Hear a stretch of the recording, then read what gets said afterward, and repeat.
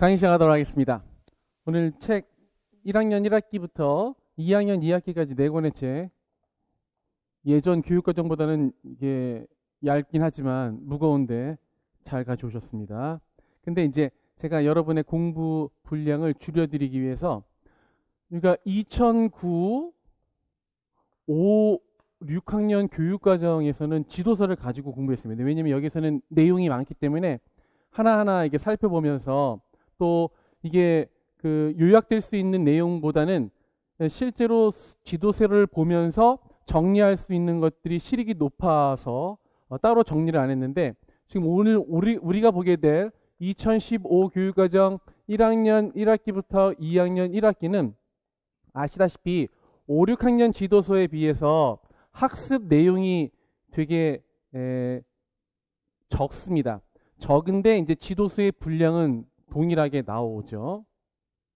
그래서 적은 내용이 여러 그 분량 안에 산재되어 있기 때문에 지도서를 하나씩 펼쳐서 보는 것보다는 수업에서 시험에 나올 만한 부분만 이렇게 정리하는 것이 더 좋다고 생각이 듭니다. 그러니까 5, 6학년 내용은 수업 내용이 되게 많고, 그다음에 실제 제재 글도 보면서 이렇게 정리해야 되기 때문에 따로 서머리하는 것이 좀 비효율적인데, 2015 교육과정 같은 경우는 내용이 적기 때문에 서머리를 통해서 여러분한테 제공하는 것이 더 낫겠다라고 생각이 들어서 오늘 보충 자료를 드렸습니다. 보충 자료.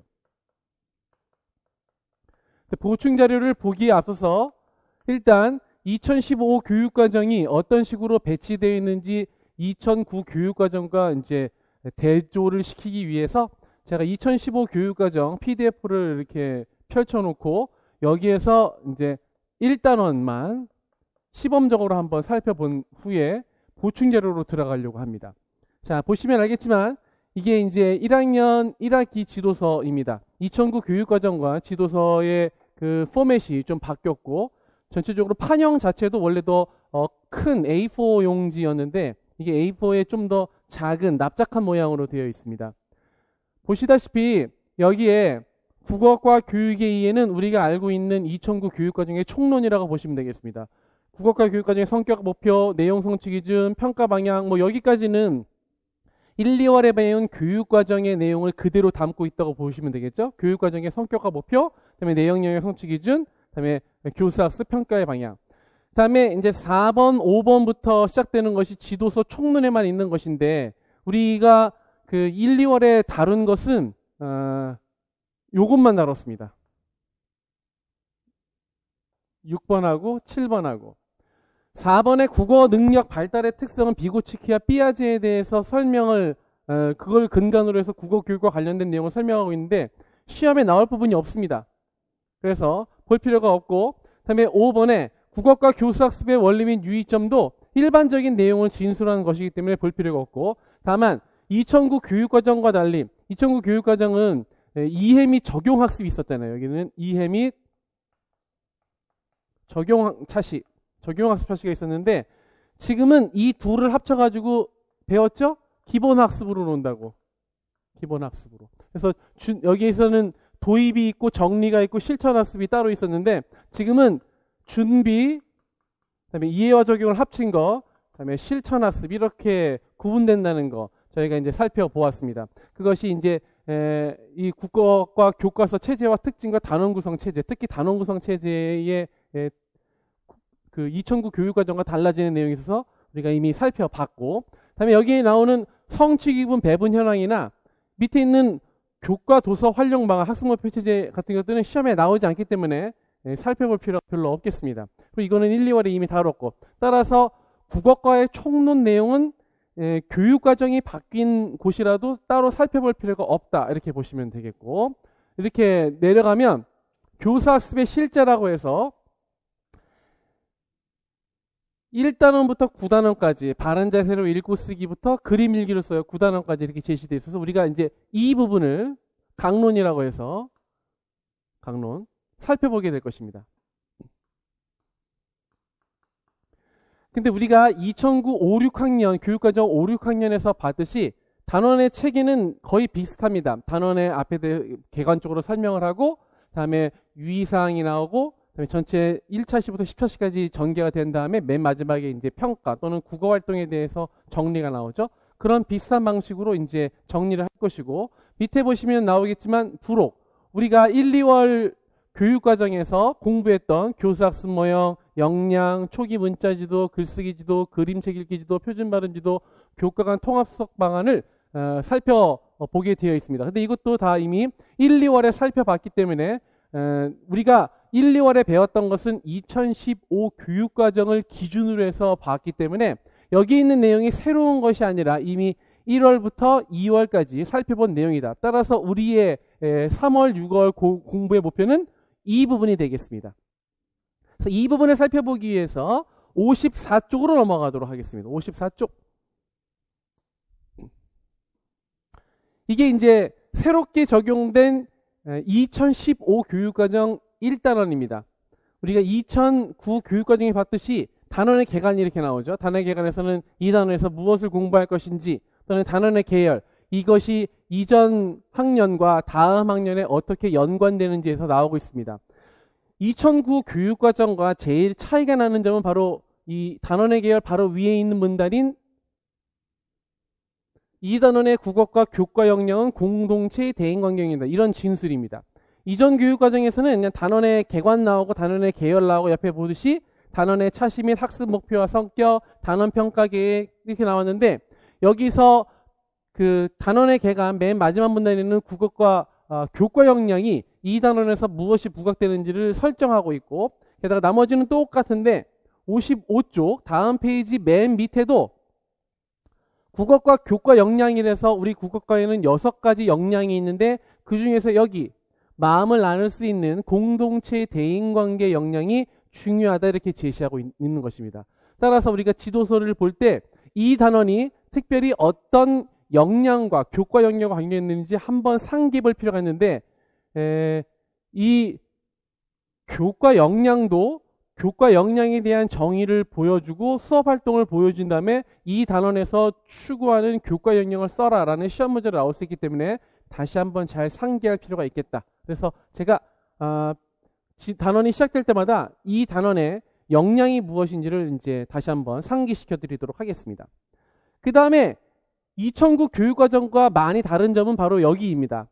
그 55페이지 위에 보면 3번에 단원 및 차시학습 목표와 성격.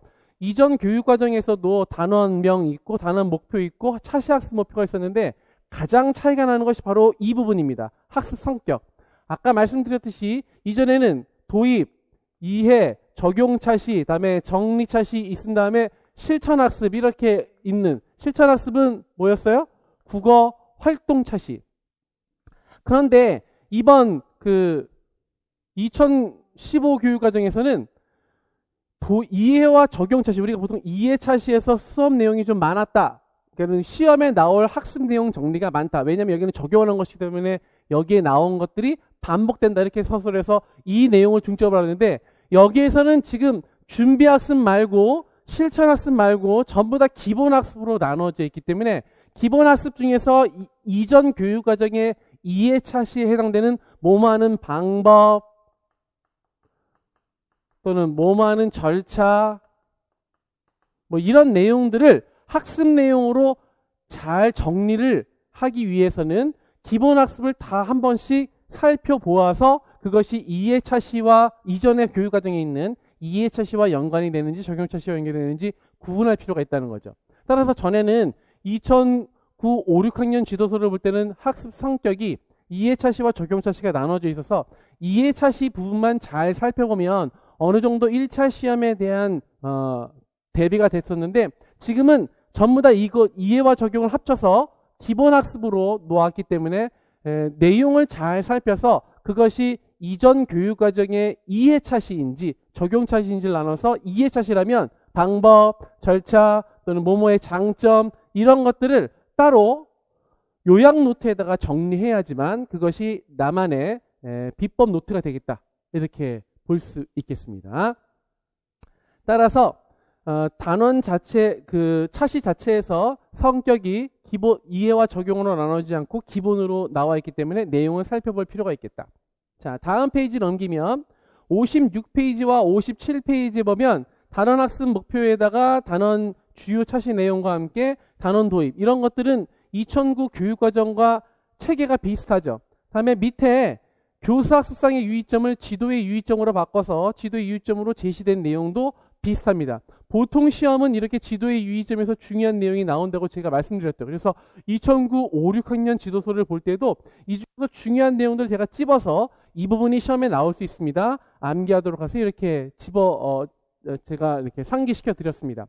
그런데 지금 1단원은 애들이 이제 초등학교 처음 입학해가지고 공부를 하는 차시라서 단원이라서 지도의 유의점에서도 시험에 나올 내용이 별로 없습니다. 그래서 나중에는 이 지도의 유의점을 잘 봐야 된다라고 하는 것 알고 있고 다음 단원부터 볼 것이고요.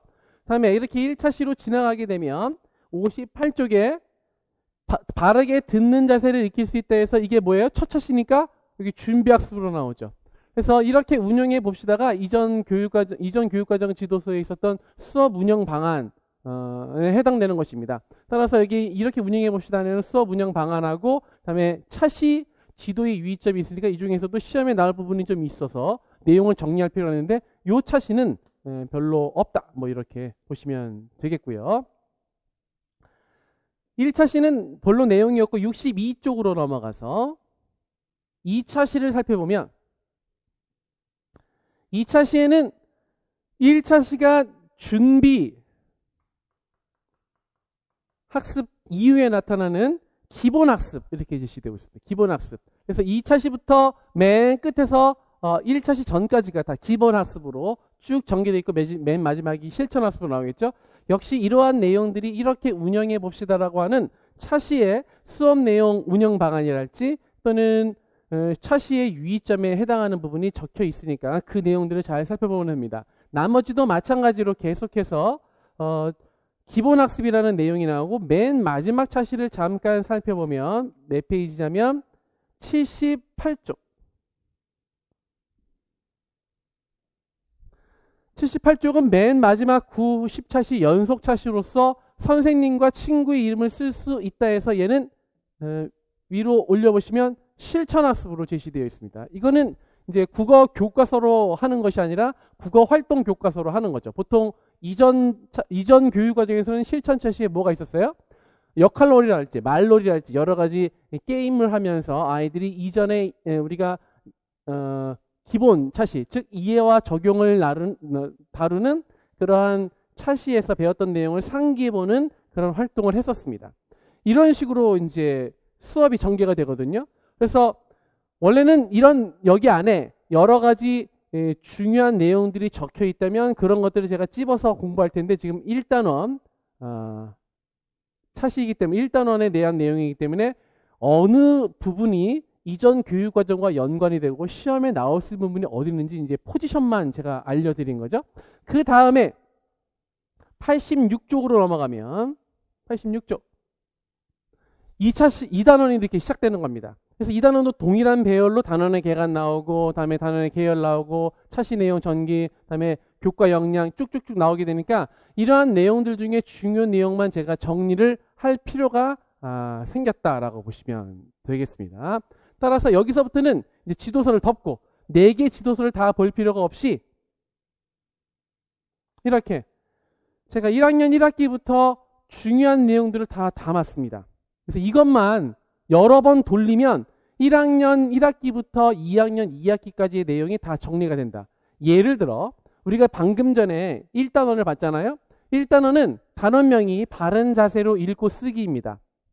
근데 단원 목표는 바른 자세로 낱말을 읽고 쓸 수 있다였고 이 단원과 연계되는 교과 역량은 공동체의 대인관계 역량이었다. 이렇게 제가 표시를 해놓았죠. 아까 포지션 했던 거. 지도의 유의점이 원래 시험에 많이 나오는 부분인데 공집합을 제가 써놓은 이유는 별 내용이 없었다는 거죠. 1단원. 아까도 별 내용이 없었잖아요. 그 다음에 차시 내용. 여기 차시 내용에서는 이제 시험에 나올 수 있는 수업 내용 정리, 이전 교육과정의 이해 차시에 해당되는 학습 내용 정리를 적어 놓는 것이었는데 실제로는 정리될 것이 별로 없어서 제가 준비학습, 기본학습, 실천학습이라는 3단계 학습 단계가 그나마 1단원에서는 중요하니까 상기시키세요라고 적어놨습니다. 이런 식으로 제가 각 단원의 역량, 지도의 유의점, 차시 내용을 정리해 놓은 것입니다.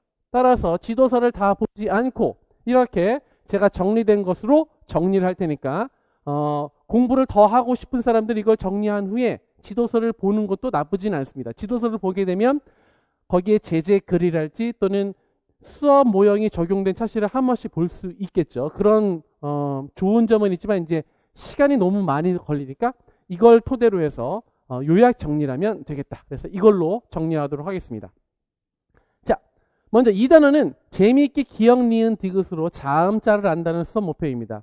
그러면 뭐예요? 역량은 공동체 대인 역량이었고 지도의 유의점, 중요한 것이 있습니다. 한글의 제자 원리 대원은 어디에서? 4학년 별표. 다시 학습하게 되므로 구체적으로 다루지 않는다. 구체적으로 다루지 않는다는 것은 제자 원리를 다루지 않는다는 것이지 이렇게 아이들이 기억, 니은, 디귿 이거 이름 모른다는 얘기가 아닙니다. 1학년 애들한테는 제자 원리는 좀 어렵지만 이렇게 자음자의 이름은 정확히 알아야 되기 때문에 아이들한테 가르치는 내용이니까 구분해서 정리해두도록 하시고, 다음에 2번 자음자를 지도할 때는 한글이 창문이나 문자를 보고, 이게 창문이 이렇게 있으니까 미음자는 요거 하나를 보고 쓴 거야, 또 기역자는 뭐 이거야, 이렇게 오개념을 가지지 않도록 해야 됩니다. 왜냐하면 보통 이 단원이 시작되는 첫 차시에 우리 주변에서 글자 모양과 관련된 것들을 한번 찾아보게 하는 활동을 하거든요. 그렇게 하다 보니까 혹시라도 미음은 창문을 보고 만들어졌대, 이렇게 오개념이 생길까봐 아이들한테 얘기하는 것이었고, 그리 중요한 유의사항은 아니었습니다. 자, 이제 본 차시로 들어가서 차시 내용이 나오는데, 이 자음자 제가 이렇게 써놨죠. 자음자는 닷소리, 무정의 용어라고 써놨는데, 자음자는 아이들이 알고 있는 학생 용어입니다. 우리가 국어 시간에 꼭 알아야 되는 것이 학생이 배우는 용어이냐, 즉 교과서에 제시된 것이냐, 교사 용어이냐, 즉 지도서에만 나타나는 것이냐, 이거는 당연히 아이들한테도 암기시켜야겠지만, 그렇죠? 학생 용어는 애들이 알아야 되는 거잖아. 아이들한테 정리해 줘야 되는 거잖아. 하지만 교사 용어는 우리 시험에만 나올 수 있기 때문에 우리만 알고 있지 아이들한테 강요해서는 안 됩니다. 아이들을 가르치는 베이스로 삼아야지 그것을 평가해 낸다든지 교수 자료로 쓰면 안 된다라고 하는 것이죠. 그런 걸 구분할 필요가 있겠습니다. 그런데 자음자라고 하는 것은 아이들이 알게 되는 학생 용어입니다. 학생 용어. 학생 용어. 다음에 지도서에는 닷소리라고도 얘기합니다. 닷소리와 홀소리. 닷소리는 혼자서는 내지 못하는 소리, 홀소리는 모음자로서 혼자서 나는 소리죠.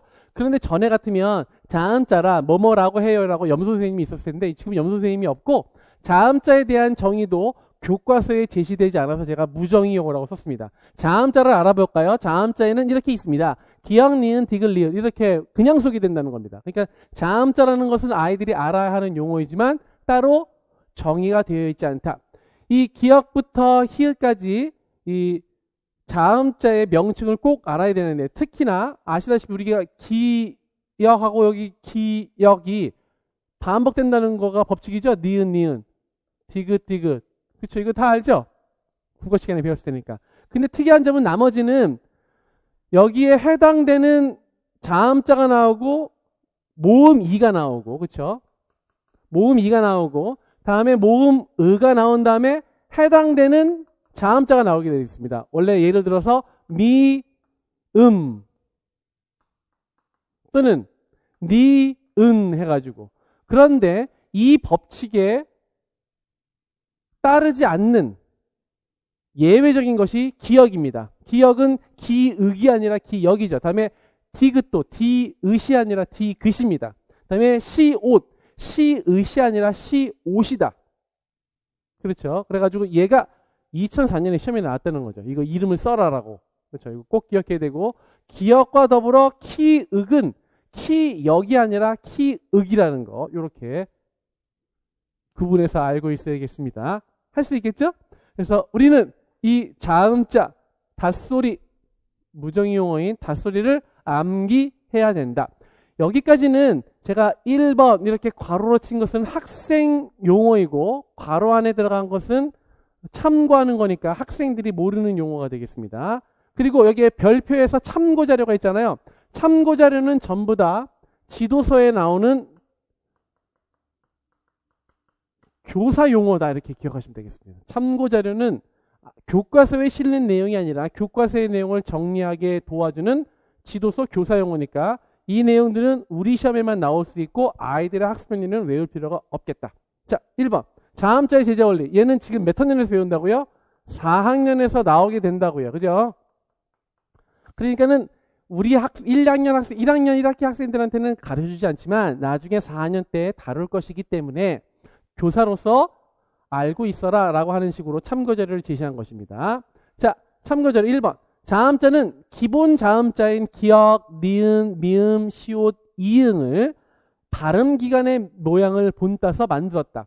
그래서 기역은 연국에, 니은은 혀끝이 윗니에 바로 닿는 것, 미음은 다물어진 모양, 시옷은 이의 모양, 이응은 목구멍의 모양. 여기에다가 5개의 기본자의 획을 더해서 키읔, 그 다음에 디귿, 티읕 이런 식으로 강한 소리를 내는 것을 만들어졌다라고 보시면 되겠습니다. 이 중에서 키역, 티읕, 키읔, 티읕, 피읕, 치읕 이것을 거센 소리라고 하죠. 게다가 평음을 나타내는 보통 글자의 옆에 나란히 있어가지고 이런 것들을 뭐라고 그래요? 된소리라고 하죠. 된소리. 그래서 경음을 나타내게 됐다. 세 가지. 기본 소리에다가 획을 더하고 그다음에 글자를 나란히 써가지고 된소리를 나타내었다. 이게 제자 원리다. 반드시 기억해 두셔야겠습니다. 요것만 배우게 되면 2단원이 다 끝납니다. 쉽죠? 그래서 이렇게 1학년 1학기 지도서에는 페이지 수는 몇십 페이지가 되는데 실제로 정리할 수 있는 내용은 별거 없어가지고 이렇게 표로 제시하는 것이 더 적절하다고 싶어서 이렇게 서머리를 드린 것입니다. 세 번째 문단 3단원. 다 함께 아야 어여가 되겠습니다. 모음자를 한다. 그래서 역량은 의사소통 역량. 지도의 유의점 중요한 내용이 있습니다. 발음 중심 접근 방법과 의미 중심 접근 방법. 이 둘을 1, 2월에 뭐라고 했죠? 예, 초기 문자 지도라고 했습니다. 초기 문자 지도에는 두 가지 발음 중심 접근법 뭐가 있다?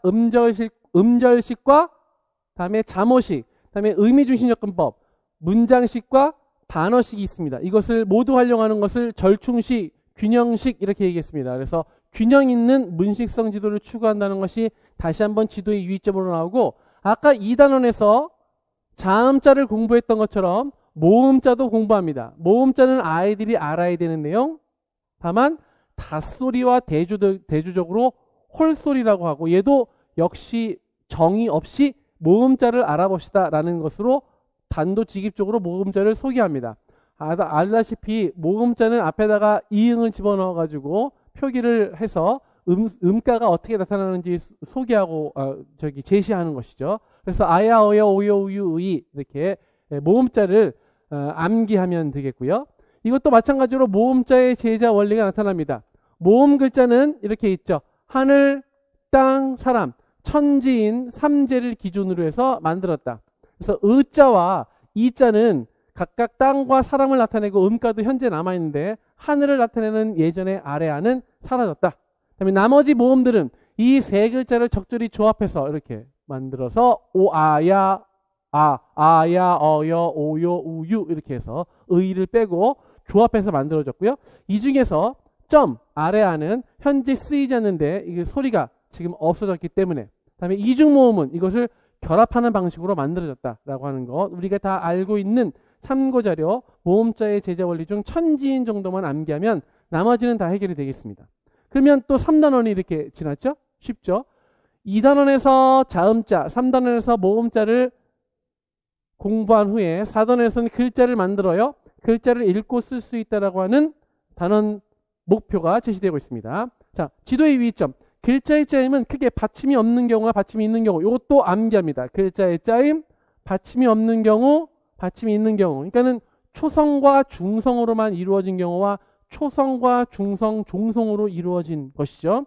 그 중에서 여기서는 받침이 없는 글자에 중점을 둔다. 여기 아이들이 이제 처음으로 글자를 알게 되는 거니까 기억하도록 하시고 차시 내용 중에 암기할 것은 요겁니다.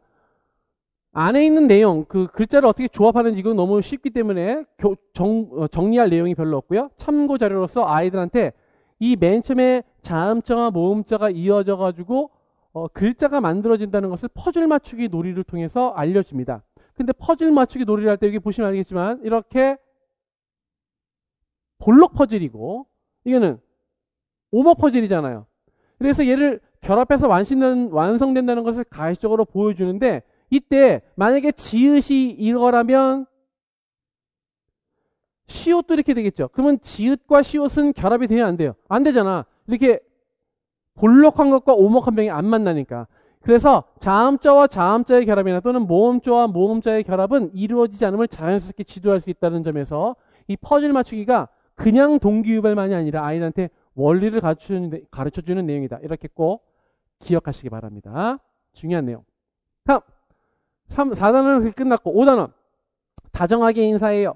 역량은 공동체의 대인관계 역량인데 얘도 인사를 하는 것이기 때문에 이게 정의적인 영역과 관련된 거잖아요. 시험에 나올 수가 없습니다. 시험에 나온다고 해도 그냥 상식적으로 쓸 수 있는 그런 내용이 나오기 때문에 암기할 것은 없고 다만 지도의 유의점만 있습니다. 원래는 차시 내용이 있어야 되는데 차시 내용이 빠졌죠. 지도의 유의점 중에 일상생활에서의 말하기를 두 가지로 이게 목적 지향의 말하기와 관계 지향의 말하기 두 가지로 보통 제시되는데 이런 내용들은 의사소통 이론하고 연관되는 것이기 때문에 좀 암기할 필요가 있습니다. 영어과에서도 목적 지향의 말하기를 영어로는 transactional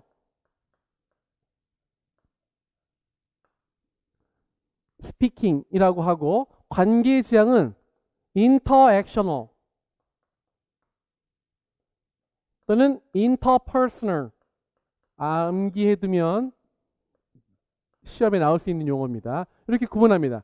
트랜지셔너는 명령 물음을 통해서 해결하고자 하는 목적, 예를 들어서 물건을 산다든지 정보를 빼낸다든지 뭐 이런 것들을 하는 것이고요.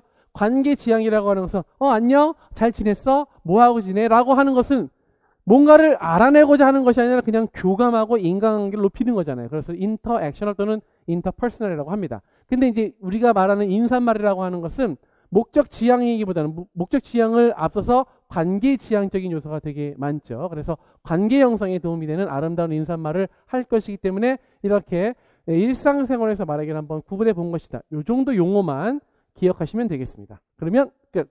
다음 6단원 4단원에서 받침이 없는 글자를 봤습니다. 이번에는 받침이 있는 글자 문화, 향유, 역량으로서 내용을 살펴보도록 하겠습니다. 먼저 지도의 유의점. 교과서에 제시된 국어 자료 이외의 자료를 활용할 때 받침 있는 글자는 헛받침. 그러니까 너무 뭐 닭, 막 이런 거, 겹받침 이런 것들을 하면 너무 어렵겠죠. 지금 1학년 1학기라는 것을 잘 염두에 두어야겠습니다. 차시 내용도 역시 볼 것이 별로 없습니다. 초성과 중성과 종성이 만나가지고 이렇게 조합을 이루어가지고 글자가 만들어지는 거니까. 다만 참고 자료로 한글 맞춤법의 원리 요거는 살펴볼 필요가 있습니다. 한글 맞춤법은 요것이 시험에 나올 수 있습니다. 소리 나는 대로 적되 어법에 맞도록 함을.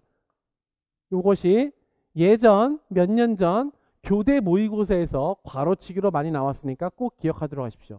그런데 왜 두 가지 원리가 있느냐? 우리나라는 표현 문자인데 그냥 소리 나는 대로 적으면 안 되냐? 라고 하는 것에 대한 반론으로서 설명이 되어 있습니다.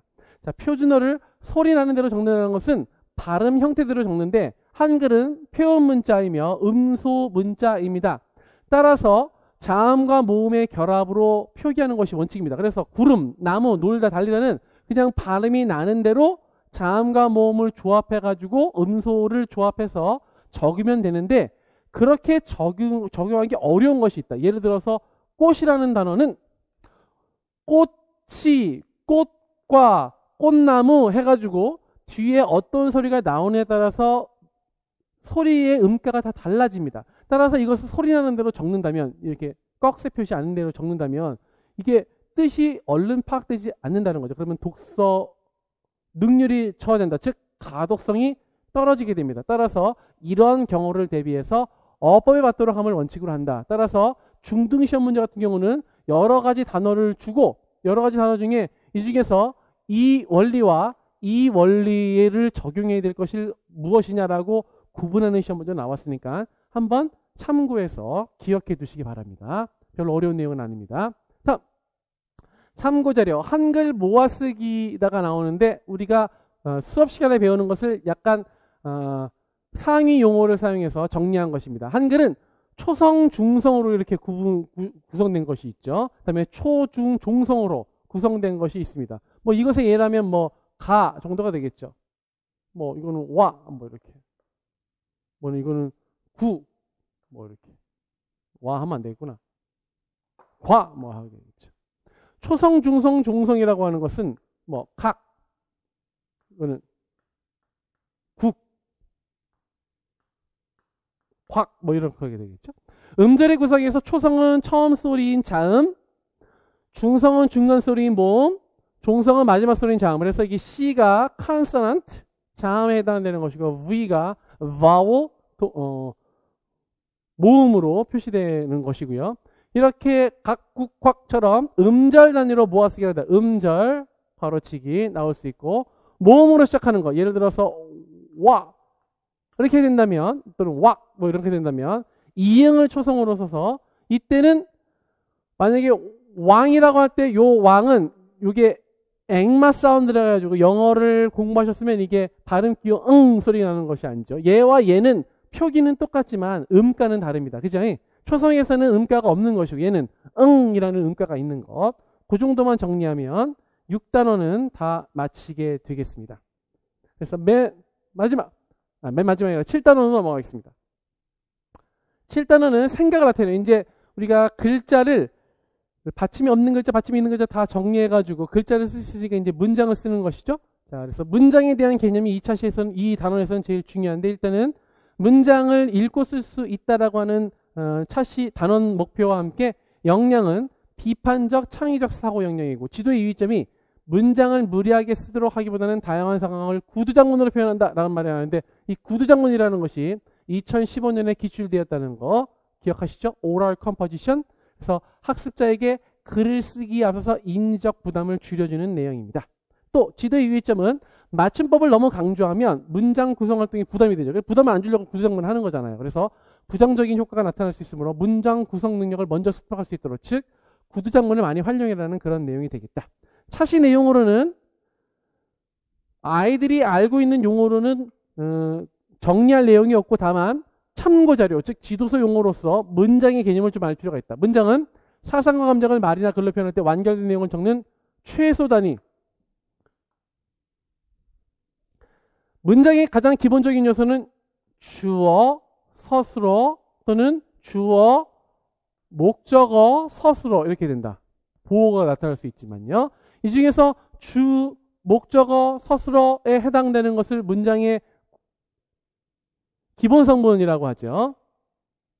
그렇죠? 필수 성분. 그래서 문장 성분이라고 합니다. 근데 이거 말고 문장에서 부수적으로 쓰이는 수의적 성분이 있는데 관형어와 부사어 등이 있다. 이렇게 알고 있습니다. 그래서 이제 나중에 배울 것인데 우리는 이미 5, 6학년 때 배우긴 했죠. 미리 배웠으니까. 문장이라고 하는 것은 이렇게 주어와 서술어, 목적어의 조합이다. 주어는 문장에서 이 가에 해당하는 것, 목적어는 문장에서 을에 해당하는 것, 서술어는 문장에서 이다에 해당하는 것. 이거는 이미 5, 6학년 지도서를 공부하면서 다 공부했는데, 우리한테 중요한 것은 무엇이냐?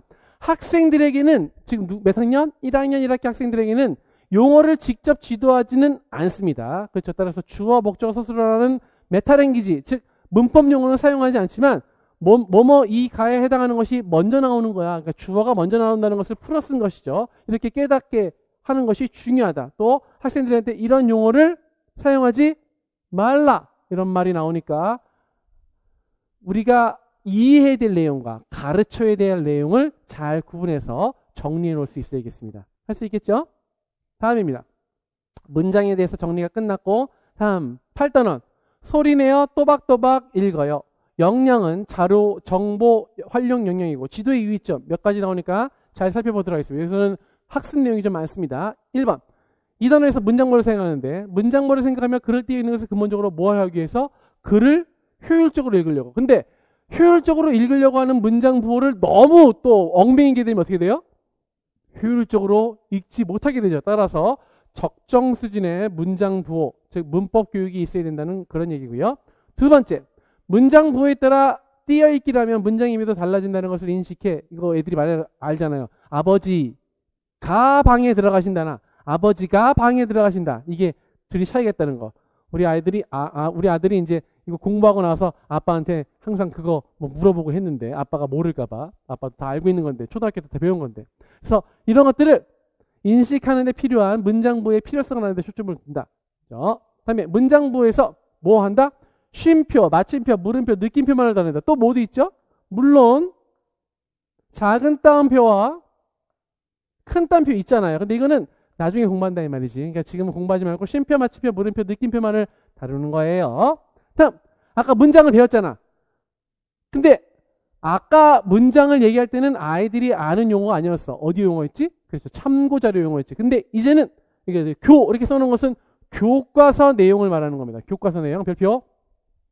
제가 특별히 교자라고 써놓은 것은 교과서에 학생들이 알도록 제시된 거니까 반드시 알아야 됩니다. 그렇죠. 참고자료도 물론 알아야겠지만 얘를 1순위로 해야 된다. 문장은 뭐다? 말이나 글로 생각을 나타내는 가장 작은 단위. 그냥 최소 단위라는 말을 가장 작은 단위라는 말로 풀었었네요. 그다음에 문장 부호도 아이들이 아는 용어입니다. 문장의 뜻을 이해하기 쉽게 해주는 것. 그래서 문장 부호의 쓰임, 쉼표, 마침표, 물음표, 느낌표 이 용어도 교과서에 나오는 용어니까 반드시 암기해야 되고 쉼표는 이 네모칸 안에 4등분 했을 때 이쪽에 위치한다는 거. 그 다음에 물음표는 가운데 위치하고 그죠? 4등분 중에 느낌표는 4등분해서 가운데 위치한다는 거. 위치까지 애들이 잘 알고 어떤 때에 쓰는지까지 정리해야 된다. 그래서 이것이 정리된 것이 교과서에 등장하는 내용이니까 우리도 반드시 암기해야겠습니다. 게다가 참고자료. 얘는 아이들은 알지 못하고 우리만 공부하는 것입니다. 참고자료.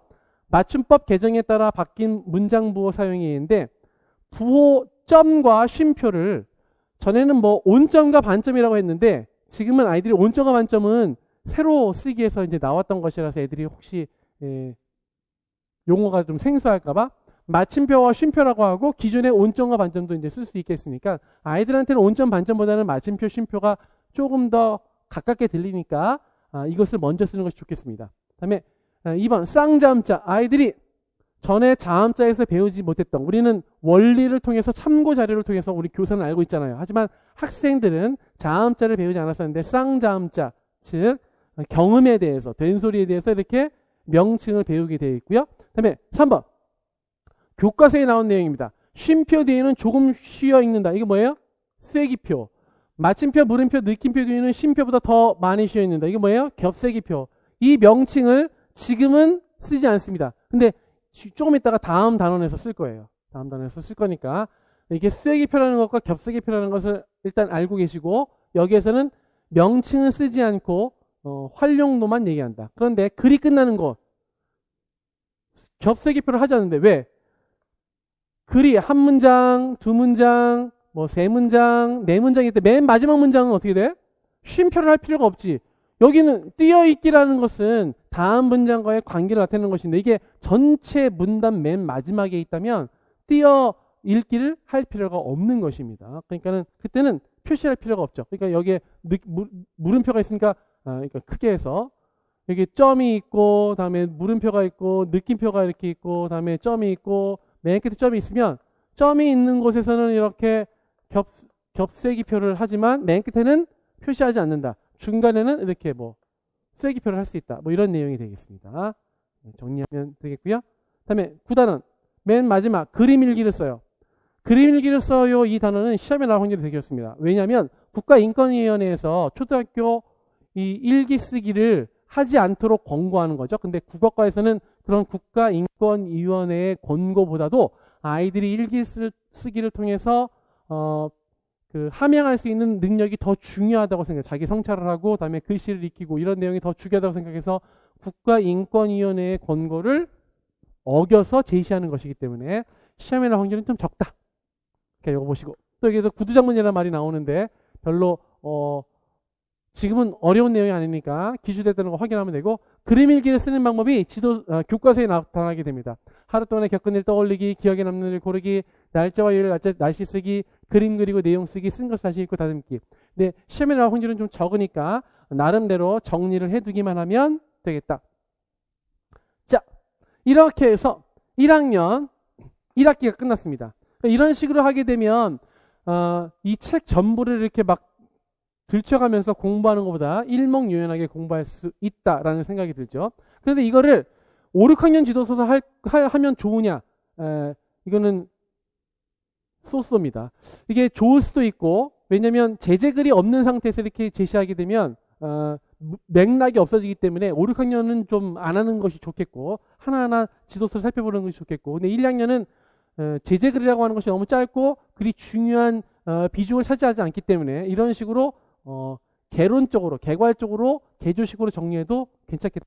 근데 이제 중요한 것은 3학년 1학기부터 4학년 2학기까지의 내용인데, 이것은 제가 교재 연구를 좀 더 한 다음에 이렇게 짧게 제시하는 것이 더 적절할지, 효율적일지, 아니면 지도서를 같이 보면서 하는 것이 좋을지 정한 다음에 제가 알려드릴 것이고, 만약에 지도서를 한다 할지라도 이런 내용을 서머리해서 정리해 드릴 테니까 걱정하지 마시고 쉽게 공부하도록 하세요. 자, 1학년 2학기 넘어가겠습니다. 1단원입니다.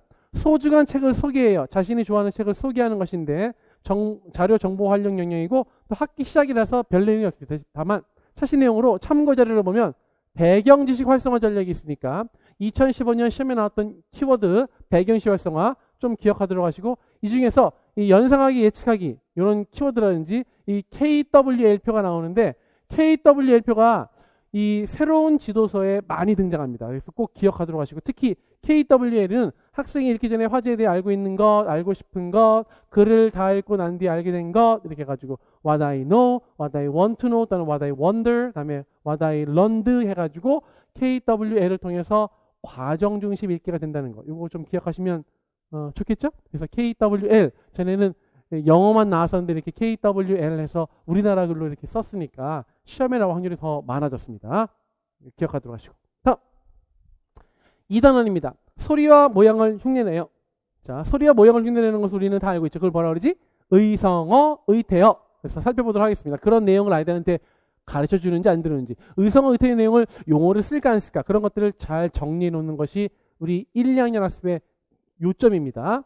자, 지도의 요점. 소리와 모양을 명확하게 구분해 수업을 진행할 필요가 없다네요. 그러나 먼저 소리에 초점을 두어 흉내내기 활동을 한 다음에 뭐 짝짝짝, 삐약삐약 이렇게 모양을 흉내내는 거 어슬렁어슬렁 이렇게 구분해서 지도하도록 한다. 따라서 아이들한테 소리와 모양을 구분하지 않으니까 의성어, 의태어 명칭도 쓸까요, 안 쓸까요? 안 쓰겠죠. 그걸 뭐라 그런다? 대신 흉내내는 말이라고 한다. 별표. 흉내내는 말. 흉내내는 말이 의성어와 의태어의 통일된 명칭이다. 흉내내는 말은 의성어와 의태어로 나눕니다. 근데 우리는 알고 있잖아요. 1학년 수준에서는 의성어, 의태어를 구분하기 어렵고, 또 실제로 우리도 의성어와 의태어를 구분하기 모호한 경우가 많아서 구분하지 않고 뭐라 한다? 흉내내는 말로 지도한다 했으니까, 흉내내는 말은 아이들이 알게 되는 용어가 된다라고 보시면 되겠습니다. 의성어는 원래 소리를 흉내내는 말, 의태어는 모양이나 움직임. 그래서 모양, 움직임, 소리 이런 것들이 가로치기 나올 수 있고, 쌕쌕, 멍멍, 땡땡, 아장아장, 엉금엉금, 번쩍번쩍 이렇게 해서 구분할 수 있겠습니다. 아시다시피 이 쌕쌕이라고 하는 것도 슉 지나갔어 하면 이게 소리를 나타내기도 하지만 빠른 모양을 나타내기도 할 수 있죠. 그래서 이런 것들이 구분이 완벽하게 클리어컷한 것은 아니다. 이렇게 기억하시면 좋겠습니다. 다음 3단원으로 넘어갑니다. 이제 문장으로 표현해요. 자신의 생각을 문장으로 표현하는 건데, 지도의 유의점 살펴보겠습니다. 첫 번째, 이 단에서는 문장부의 쓰임. 아까 뭘 배웠죠? 마침표, 쉼표, 느낌표, 물음표를 봤잖아요. 근데 이번에는 큰 따옴표와 작은 따옴표 플러스 꾸며주는 말. 이제 이전 단원에서 배웠던 것을 다 종합해서 배우게 되네요. 근데 이거를 너무 무리하게 통합하지는 말도록 게시했습니다. 그다음에 문장부의 쓰임을 지도할 때는 학생들이 이해할 수 있는 주제에서 가능한 한 많은 문장을 예로 제시한다. 예로 제시한다는 게 되게 중요합니다. 그래서 아이들한테 큰 따옴표는 인용할 때 쓰는 말이야. 뭐 이렇게 쓰면 애들이 아무것도 못 알아듣습니다. 그렇죠? 인용된 실제 예를 보이는 건 좋죠. 그래서 따라서 뭐 한다? 귀납적으로 공부한다는 거. 뭘 통해서? 예시를 통해서. 이거 반드시 기억하겠습니다. 우리가 뭐 5, 6학년 애들 마찬가지지만 특히 1, 2학년 애들 더 그렇다. 근데 실제로는 차시 내용은 별로 볼 곳이 없고 참고 자료를 볼 필요가 있겠습니다. 참고 자료. 문장부호 주요 변경사 아까 얘기한 것도 들어가 있는데, 자, 가로쓰기 문장부호 정비 및 새 문장부호. 그래서 고리점, 모점 등 세로 쓰기 부호를 삭제했고 낫표를 가로쓰기에 도입했다. 그다음에 겹 화살표, 홑 화살표를 추가했다. 이건 아까 쐐기표하고 다릅니다. 그다음에 현실에 맞게 마침표 사용 허용하고 줄표 용법도 추가했고, 그다음에 줄임표 대신에 긴 거 대신에 밑에 있는 것도, 영어식 표기는 이렇게 밑에다가 표시하거든요. 근데 이제 MS 워드나 이런 것들을 많이 사용하다 보니까 이런 표시도 많이 하다 보니까 이 중간에 있는 점 대신에 아래에 있는 점도 허용했다는 그런 내용이 되겠습니다. 이 정도만 아시면 되겠고, 실제로 차시 내용으로는 1번, 2번 괄호 안에 들어가는 것이 차시 내용이랬잖아요. 따옴표의 종류와 쓰임에서 이 따옴표라는 명칭은 교과서에 나온 것이다. 그다음에 작은 따옴표, 큰 따옴표, 교과서 제시 내용, 아이들이 아는 내용이다. 그래서 여기 네모칸 안에 4등분해서 어디에 위치하는지 반드시 기억해야 되겠고요. 마음속으로 한 말이냐 소리내어 한 말이냐에 따라서 작은 따옴표, 큰 따옴표 쓰는 것을 지금 1학년 2학기 때 배운다. 기억하도록 하십시오. 그다음에 4번. 4단원. 바른 자세요 말해요. 얘는요. 바른 자세니까 정의적 영역이죠. 시험에 나올 내용이 없습니다. 그래서 과감히 역량만 제시했고, 그다음에 5단원. 알맞은 목소리로 읽어요. 글을 소리내서 읽는 것인데요. 지도 유의점부터 보도록 하겠습니다. 작품을 감상하고 느낌할 때 그냥 좋다, 재밌다가 단답식으로 한다게 되면 아이들의 풍부한 언어 사용을 조정할 수가 없죠. 따라서 어떠한 내용을 보니 근거를 찾아서 이런 느낌이 들어요 라고 하게 까닭을 얘기하게 되면 아이들의 언어 생활이 좀 더 풍부해질 것입니다. 차시 내용으로는 암기할 것은 별로 없고요. 다만 참고 자료로 낭독을 음독과 비교해서 제시하고 있습니다. 시험에 나올 수준 정도는 아닌데 지도서에 나온 것이라서 한번 정리해 봤습니다. 그래서 낭독은 의미 이해와 함께 정서적 감상이 포함된 것인데, 음도 그냥 의미 이해를 위해서 소리내서 읽는 것 정도가 된다. 그래서 이 중에서 더 쉬운 것은 뭐예요? 음독이죠. 따라서 읽기 초기 단계에서는 음독이 사용되는데, 더 나아가서는 이제 정서와 감정도 함양할 수 있는 낭독으로 넘어가게 된다. 이렇게 기억하시면 되겠다. 다음입니다. 6단원 고음말로예요. 아시죠?